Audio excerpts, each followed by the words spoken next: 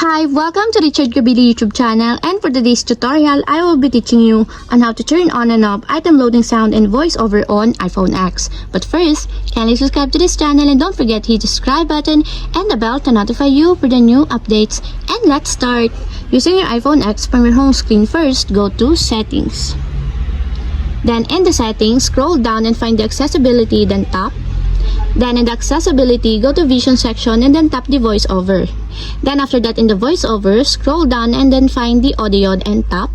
Then in the audio, tap the sound and haptics.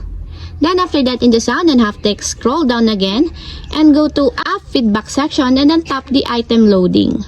Then in the item loading, find the sound, and as you will see, there's a switch button located on the side of it. Then all you have to do is just tap it to enable until it becomes green. And if you want to disable or turn off, just tap again the switch button, just like this.